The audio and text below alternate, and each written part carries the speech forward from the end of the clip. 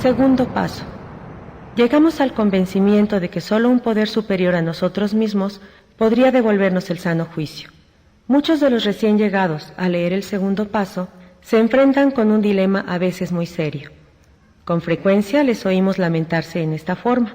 Vean lo que han hecho con nosotros. Nos han convencido de que somos neuróticos y de que no podemos gobernar nuestras vidas.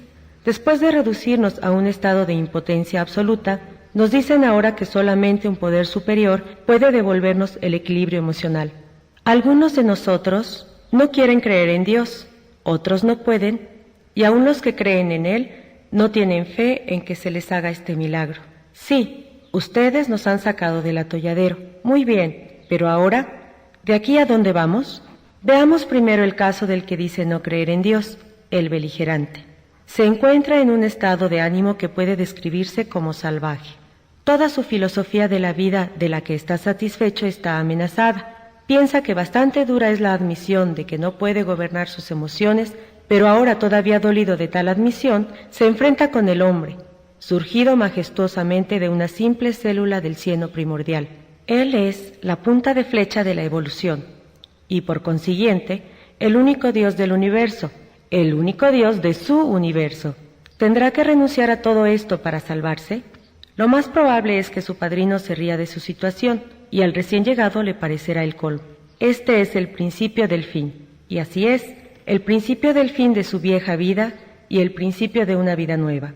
Probablemente le diga a su padrino, hay que tomar las cosas con calma. El paso que hay que dar es más difícil de lo que uno cree. Cuando menos, así lo fue para mí, y lo mismo le sucedió a un amigo mío que fue vicepresidente de la Sociedad Ateísta Americana, que lo hizo con amplio margen. Bueno, dice el recién llegado, sé que ustedes me están diciendo la verdad. Es un hecho indiscutible que las muchas personas que están en NAM antes pensaban como yo, pero ahora en estas circunstancias, ¿cómo puedo tomar las cosas con calma? Esto es lo que quisiera saber. Esta es, indudablemente, una pregunta muy oportuna, le dice su padrino. Creo que puedo contestarla. No tiene que esforzarse demasiado. Tenga en cuenta estas 3 cosas. Primero, NAM no le exige que crea en nada. Todos sus 12 pasos no son más que sugerencias.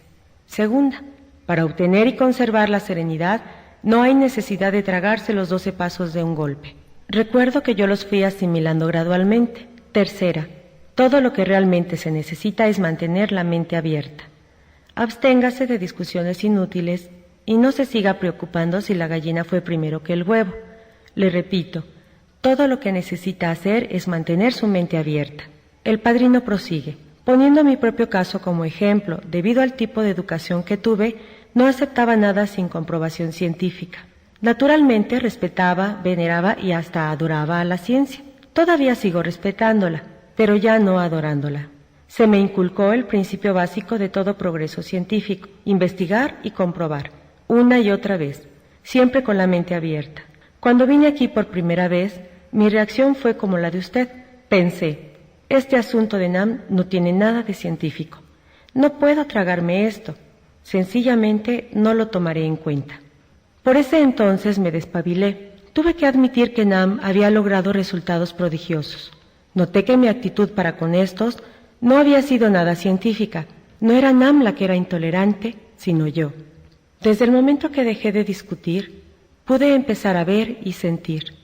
Desde ese momento, el segundo paso empezó a infiltrarse suave y gradualmente en mi vida. No puedo precisar la ocasión o el día en que empecé a creer en la existencia de un poder más grande que yo, pero ahora estoy seguro de que tengo esa creencia. Para ello me fue necesario dejar de oponer argumentos y dedicarme a practicar el resto del programa de NAM con todo el entusiasmo de que soy capaz. Esta es solamente una opinión individual basada en mi propia experiencia, por supuesto. Debo asegurarle que los NAM recorren innumerables caminos en busca de fe. Si no le interesa el que yo le sugiero, tenga la seguridad de que encontrará el suyo si observa y escucha. Más de uno como usted ha empezado a resolver su problema con el método de la sustitución. También puede, si quiere, hacer de NAM su poder superior. Este es un grupo muy grande de gentes que han resuelto su problema emocional. A ese respecto son indiscutiblemente un poder más grande que usted, que ni siquiera se ha aproximado a la solución del suyo. Seguramente que puede tener fe en ellas. Aún ese mínimo de fe puede bastar. Encontrará a muchos miembros que han cruzado el umbral en esa forma. Todos le dirán que una vez que lo hicieron, su fe ha crecido y se ha profundizado. Relevados de sus crisis emocionales, sus vidas transformadas de una manera inexplicable, llegaron a creer en un poder superior y la mayoría empezó a hablar de Dios. Consideremos a continuación la situación de los que han caído en la indiferencia, los llenos de autosuficiencia que se han alejado, los que han adquirido prejuicios contra la religión y los completamente desafiantes, porque Dios no les ha concedido sus exigencias. ¿Puede la experiencia de Nam decirles a todos estos que todavía pueden encontrar una fe que obra? Algunas veces les es más difícil captar Nam a los que han perdido la fe o las que la han rechazado, que a los que nunca la tuvieron, porque piensan que han hecho la prueba y no les ha dado resultado. Han recorrido el camino de la fe y el camino sin fe. Como en ambos casos se han decepcionado, han llegado a la conclusión de que para ellos no hay a dónde ir. La indiferencia, las fantasías de la autosuficiencia, los prejuicios y la oposición obstinada son a veces obstáculos más grandes que los que tienen los agnósticos y aún los ateos militantes. La religión asegura que se puede comprobar la existencia de Dios. El agnóstico dice que no puede comprobarse, y el ateo pretende que se puede comprobar que Dios no existe. Evidentemente, el dilema del que se aparta de la fe es una gran confusión. Piensa que para él no hay consuelo en ninguna convicción. No puede lograr ni siquiera en pequeño grado la seguridad del creyente, el agnóstico o el ateo. Es un individuo desorientado. Muchos Nam pueden decirle al descarriado: también nosotros de niños nos apartamos de nuestra fe. La presunción de la juventud nos perjudicó. Desde luego que nos alegrábamos de que el hogar y la enseñanza religiosa nos hubiera proporcionado ciertos valores. Todavía teníamos la seguridad de que deberíamos ser honrados, tolerantes y justos, y hasta cierto punto ambiciosos y trabajadores. Creíamos que nos bastarían esas simples normas de conducta y decoro. A medida que el éxito material basado en estos atributos comunes comenzó a favorecernos, creíamos que estábamos ganando el juego de la vida. Esto nos estimulaba y nos sentíamos felices. ¿Para qué molestarnos con abstracciones teológicas y deberes religiosos o preocuparnos por la condición de nuestras almas aquí o en el más allá? El aquí y el ahora nos bastaban.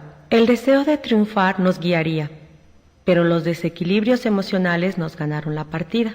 Finalmente vino la caída y nos dimos cuenta de que un golpe más nos dejaría fuera de combate para siempre. Entonces, tuvimos que buscar nuestra fe perdida. La encontramos en Nam, como lo pueden hacer otros. Ahora llegamos a otra clase de problemas: el hombre o la mujer intelectualmente autosuficientes. También a estos, muchos Nam pueden decirles: sí, nosotros éramos así, demasiado listos para nuestro propio bien. Nos encantaba que nos llamaran precoces. Nuestra educación nos sirvió para inflarnos de orgullo como globos, aunque procuramos ocultarlo. Secretamente sentíamos que éramos capaces de flotar por encima de los demás con el poder de nuestros cerebros. Los progresos científicos nos hacían creer que no hay nada imposible para el hombre. La sabiduría era todopoderosa. El intelecto podía conquistar a la naturaleza. Ya que éramos más brillantes que la mayoría, así lo pensábamos, con solo pensarlo ganaríamos la batalla. El Dios del intelecto desplazó al Dios de nuestros padres, pero el diablillo del desequilibrio emocional tenía otros planes. Después de creer que habíamos sido triunfadores, resultaba que estábamos perdiendo en todo. Nos dimos cuenta de que teníamos que recapacitar o moriríamos. En Nam encontramos a muchos que alguna vez pensaron como nosotros. Estos nos ayudaron a darnos cuenta de nuestras dimensiones reales. Con su ejemplo nos demostraron que la humildad y el intelecto pueden ser compatibles, siempre que se ponga a la humildad en primer lugar. Cuando lo empezamos a hacer, recibimos el don de la fe, una fe que obra. Otro grupo de Nam dice: estábamos hartos de religión y lo que se relaciona con ella. Decíamos que la Biblia está llena de disparates. Podríamos citar capítulos y versículos, pero tergiversábamos su significado. En unas partes su moral nos parecía exageradamente buena y en otras exageradamente mala, pero lo que nos apabullaba era la moralidad de algunas gentes religiosas. Gozábamos con la hipocresía e intolerancia inseparables de tantos que se creen muy creyentes. Nos encantaba proclamar el hecho de que millones de personas que se consideran fieles a Dios se estuvieran matando en su nombre.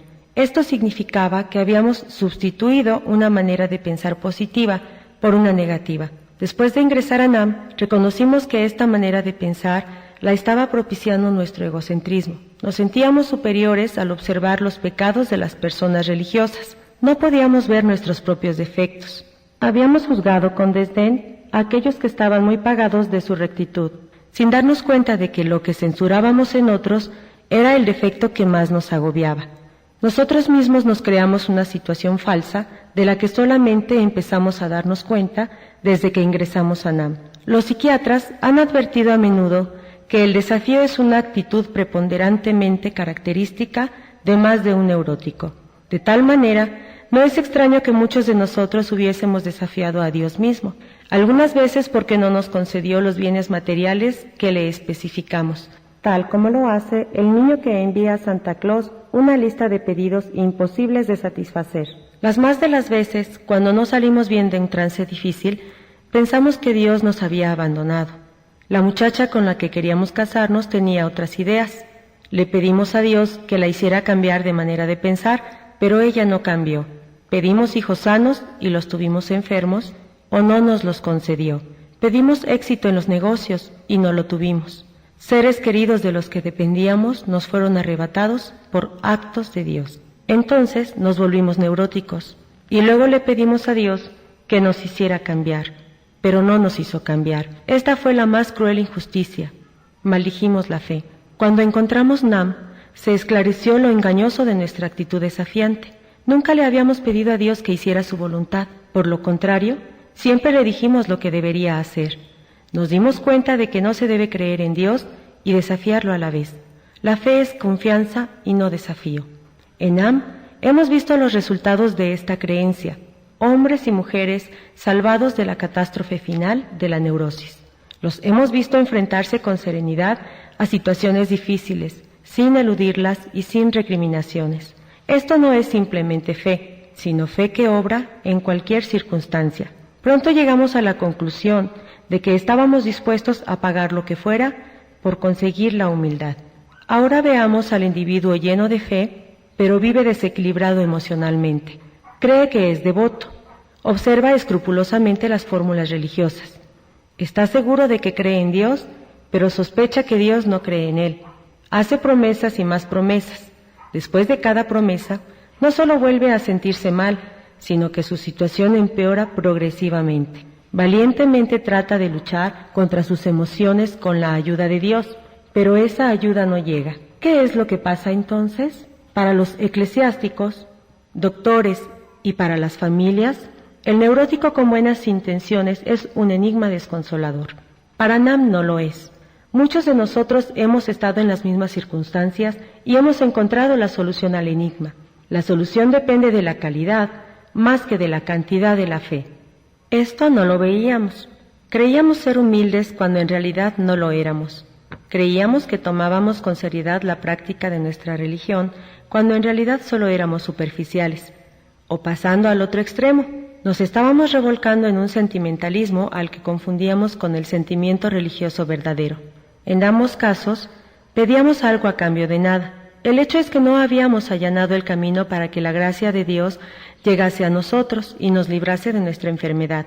No habíamos profundizado en la raíz de nuestros defectos, ni habíamos reparado los daños que les causamos a otros, ni habíamos dado sin esperar una recompensa. Ni siquiera habíamos rezado como es debido. Siempre habíamos dicho, concédeme mis deseos, en vez de, hágase tu voluntad. No entendíamos lo que es el amor a Dios y el amor al prójimo. Por consiguiente, nos engañábamos a nosotros mismos y no teníamos la capacidad para recibir la gracia que nos devolviera nuestro sano juicio. Son muy pocos los neuróticos que tienen siquiera una idea de lo irracionales que son, o que si se dan cuenta de ello, pueden enfrentarse al hecho. Algunos aceptan que se les clasifique como nerviosos, pero no soportan la idea de que son enfermos espirituales. Los apoya en su creencia un mundo que no sabe la diferencia entre un enfermo mental y otro espiritual. Cordura quiere decir juicio sano. Sin embargo, si un neurótico analiza juiciosamente su conducta destructiva, ya sea que haya destrozado los muebles de su casa o sus fibras morales, tendrá que reconocer que no obró con juicio sano. En consecuencia, El segundo paso es el punto de reunión para todos nosotros, agnósticos, ateos o antes creyentes. Todos podemos estar unidos en este paso. La verdadera humildad y la mente libre de prejuicios pueden conducirnos a la fe, y cada reunión de NAM es una seguridad de que Dios nos devolverá el juicio si confiamos en Él.